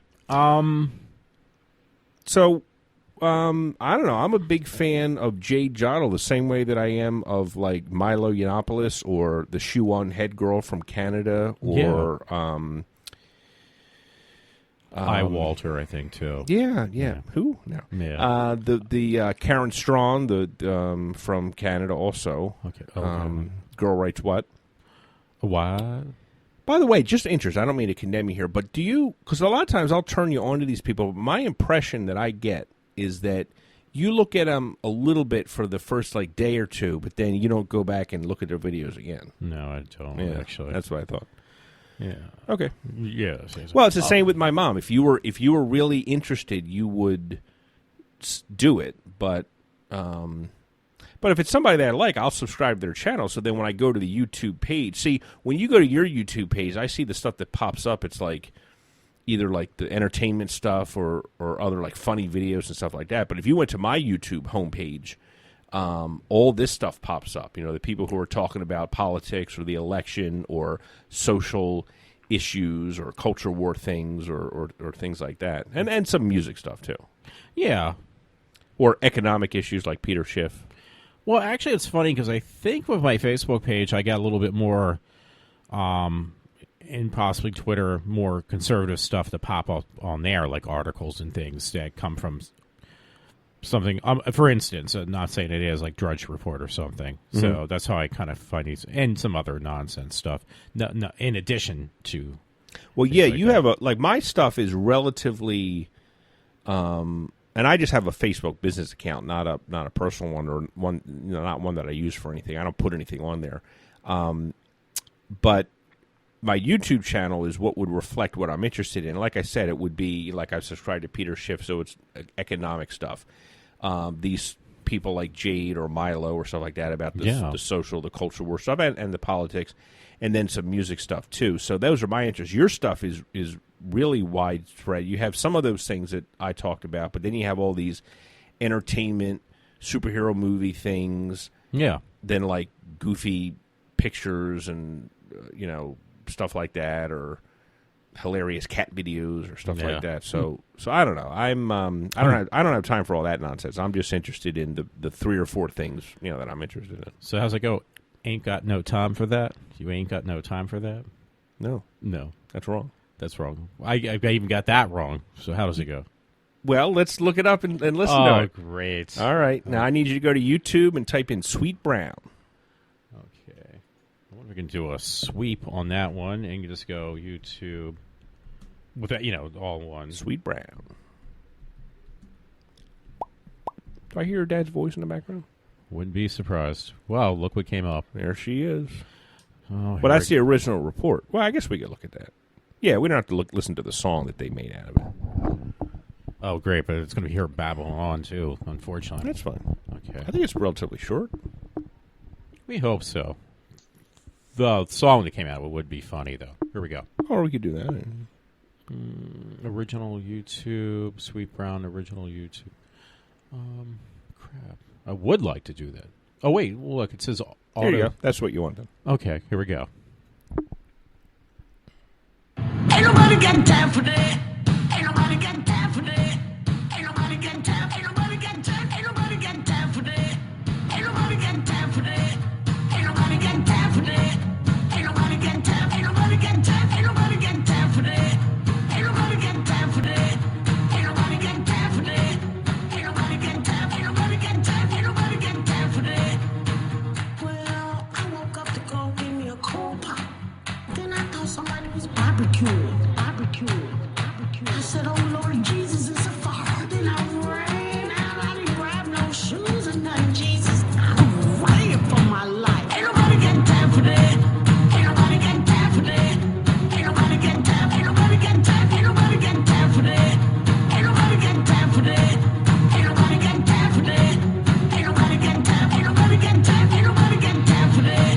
I said, oh Lord Jesus, it's a fire. I said, oh Lord Jesus, it's a fire. I said, oh Lord Jesus, it's a fire. Jesus, Jesus, Jesus, it's a fire. Oh Lord Jesus, it's a fire. I said, oh Lord Jesus, it's a fire. I said, oh Lord Jesus, it's a fire. Jesus, Jesus, Jesus, Jesus, Jesus. Ain't nobody got time for that. Ain't nobody got time for that. Ain't nobody got time. Ain't nobody got time. Ain't nobody got time for that. Ain't nobody got time for that. Ain't nobody got time for that. Ain't nobody got time. Ain't nobody got time. Ain't nobody got time for that. Okay, so again, like I said, it's not ain't Yeah. got no time for that. It's ain't nobody got time for that. Oh. You see? Yeah. Ain't nobody got time for that. Now, when is it going to happen, actually, that somebody's going to take some of my poorly edited Ooh, sound, that and make it into an audio? is an song? idea. Oh, great. I just started him. Alrighty. Christ. You know what? Oh, no, you're going to take some of my, you're going to download some of my Walters and make them into, like, nobody got time for that. Yeah, but there's got to be some. Well, I mispronounced. Oops. Did I turn off my mic? Oh, good. No, I didn't. I thought I did. I'll think about that. I don't know. It has to be some thing that stands out. Like it couldn't just be mumbling about, Yes. the new superhero movie or something. It'd have to be. It's got to be some soundbite that kind of. Well, the problem is it's going to be so easy for you to find something out of one of my segments of my shows. That's the Well, thing you're is- talking about something different. They didn't. Oh, yeah. That didn't make a good song because she mispronounced something or got something wrong. It was because what she was talking about. well, she was very animated in her speech. She was really, really enthusiastic and sort of almost over the top. So that's what Yeah. And so she didn't mispronounce anything, or she but maybe some of her colloquialisms or expressions were, kind of interesting, like saying, "Oh Jesus," or "It's a fire." Ain't nobody got time for that. That kind of thing. Yeah. No, I can see. Anyway, why don't we wrap this up soon? Because It's getting late. It's late. It's late. I guess I would like to show you my living room to say, okay, how am I going to fit another computer in here? And then maybe we can get something to eat or something, because your parents probably want us to leave. What time is it, by the way? Right now, it is going on 11 o'clock. It's like 10:54. So. Yeah, we probably should. Yeah. Okay, so how do we wrap it up? What do you want to talk about here? We just want to say that we're done? I mean, I hope this wasn't too boring for you. Oh, wait. I just woke up. No, I'm just kidding. No. No, you brought some, interesting things to the table. Have I? Yeah. Now that woman... Jade Joddle. Her too. No, Jade Joddle. I kind of did like, she kind of hit like a little bit of a reality check, not just on women, but also men. But when she mentioned that, women seem to, I guess, stay in that mind frame that maybe I misunderstood it. Like they're, That they look as good as yeah. Oh yeah, I think, and well, because I know some people even where I work with or. Outside in everyday life, I know women that kind of do come across like they still think they're 16 years old. And I think a lot of people want to hold on to that. Not just about looks. There's that. And then there's also, I got to imagine that, like, let's say you're, like, in a band that was really hot, for like 5 years back, 20 years ago or 15 years ago. I don't know that it's really easy to let that go, to just say, well, it's over. We had our 5 years. That's pretty much what the most anybody gets, except for, like the Rolling Stones. But, oh, yeah. Most bands are super hot for 5 years if they ever even make it that far. But then after that, people just don't care. And I think that it's hard for them to let that go. The same way that, like she said, she hit the nail on the head. And it's not just, I don't think it's just women, although maybe she said a little bit more it would be them. But I think it's a lot of people, especially if they look good when they were younger, they want to still think, yeah, I still pretty much look that good, and they really don't. Yeah. So. But anyway. You're right about that.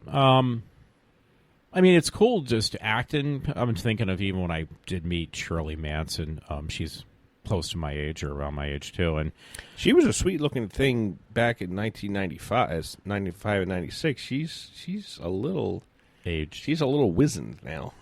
But you know what? When you see her, she just, she's thin. She's thin. Well, she had a lot of energy. She was being very good. Like how you used to be. No, I'm just kidding. Well, that's true. That's true. But she's, she like me. She's got a pretty damn big forehead. Actually, it wasn't even the forehead. It was she. I think, I have a feeling, this is my guess, maybe this is why she wanted entertainment. She's not very attractive when you actually look at her face on. She's kind of hard looking in the face. But it's just her personality, and she's got an excellent voice. I love that Scots accent she has, whatever. Excellent singing voice or just her speaking voice? Because her singing voice it's okay. I think it's pretty good, but I do like her accent, too. Yeah, she is a little hard to look at, but it's a lot easier to augment or cover that up when she's young. Because I've seen pictures of her, even when she was in the band before Garbage, where looks really good, and the makeup help. But yeah, it's a little bit...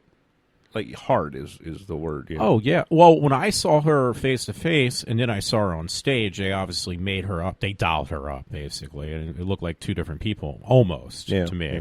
So, but... all right. Yeah. Well, I think it's time... to jerk off. Oh, wait, that's later on. I'm sorry. And that's not going to be with you in the room, either. I hope not. I'm just kidding. I'm trying to lighten the mood. I really hope not. By the way...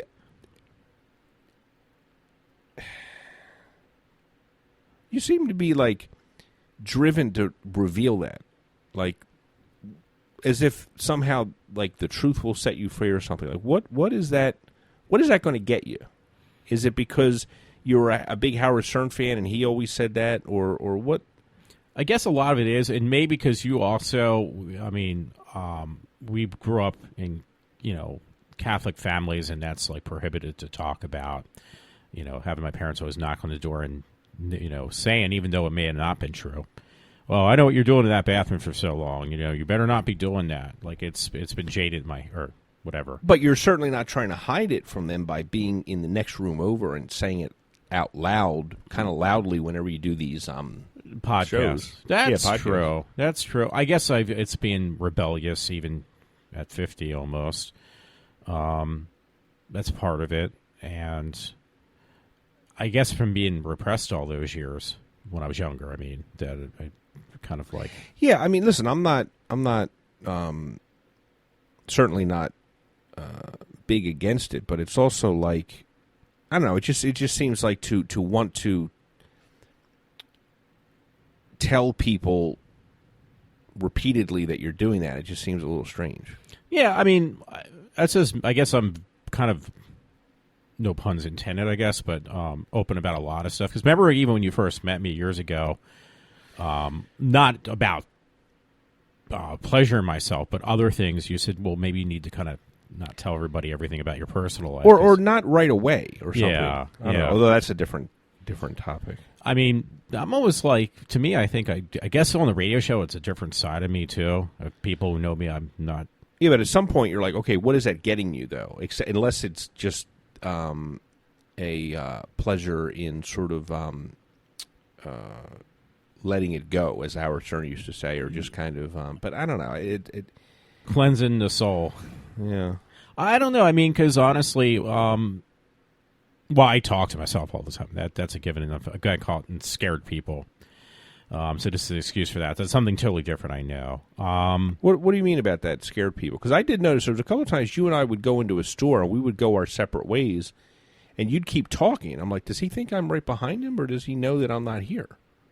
No, I probably knew you weren't there. Or Well, thought and you also were. sometimes when you would leave me a voicemail message, like you would be talking about something, like something that was happening on the road or some driver in front of you, as like just when the voicemail started, you were like in the middle of talking. Yeah. So, I don't know if it's a sign of insanity. I know at work, actually, I think yesterday it happened. I didn't know I was in a room by myself, and this guy was in there, and I was talking to myself, discussing what I'm going to do, like plans for the weekend, whatever, like that. Really? And he saw me, and it was like, he kind of like almost stepped back or something, And it's been more than once. I'm just so used to, again, being by myself most of the time, 90% of the time. Well, that is the reason for a lot of like inappropriate behavior. Is I heard Michael Medved talking about that, like people doing stuff in public that they shouldn't be doing because they don't know that they're. I mean, they know it, but they don't really know that they're not alone. So they spend so much time alone that they just do stuff that you shouldn't do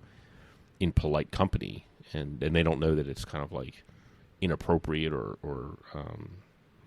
No, I don't think you should be the same way in front of other people as you are when you're alone, especially when it's people that you don't know. that's true. Yeah, and I guess that line for me is kind of like what can you say? There's no separation most of the time. Well, actually, when I do a podcast, obviously, there's nobody except myself, so I just kind of let things run free. Well, I wonder if it's like, are you trying to get somebody to respond to you? But it's weird that like nobody ever left a comment No. on either the YouTube one or the Spreaker one. Yeah, no, I never to this day. It's been over a year now. That's weird. Yeah. No, I've gotten a different source of demographics, I guess. The last time I checked, it was like somewhere else I never even heard of. But I just was surprised. Let's see. If I can find it real quick. If it doesn't take too long and too much dead airspace. Statistics. And where would demographics be? Maybe where demographics? No, here we go. well, actually, demographics are The people. the ages of the people. Yeah. That's what that means. Yeah, I got that wrong. This actually changed. It dropped. There was somebody on here that's not, or one country that's not on here anymore. I put away. I'm not going to bother looking for it, I guess, because not a big deal. Now, when it says like top cities, Coatesville, is that because like the internet provider that you or I use and we listen to this show probably more than anybody else? Or from that area? Yeah, is that what it is? Probably. Yeah, I would think so. Yeah, because it never says Norristown or whatever, Trooper. Like Allentown. I think that's my internet provider. I think is in Allentown. Okay. I mean, that's cool. And now, I didn't notice, but Todd did tell me Muncie is where Todd's from now. Okay, so there you go. That's probably him. Yeah, and now, I don't know. I do get this two places, at least one. Well, here we go. This one from California. Menlo Park. Who was from Menlo Park? Who did they call the Wizard of Menlo Park?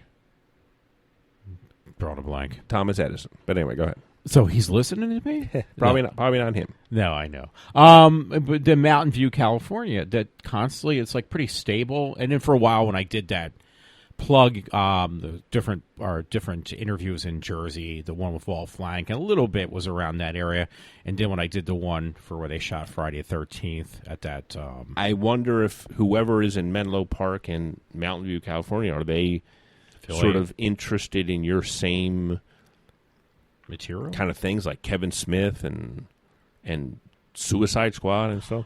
I don't know. I do question it, though, when it does come up. I don't know. That's a good question. I mean, I'm interested, though. Yeah. All right. Well, we should probably wrap this up soon. Yeah. What, like another hour or so? I'm kidding. I'm Well, sorry. it's been...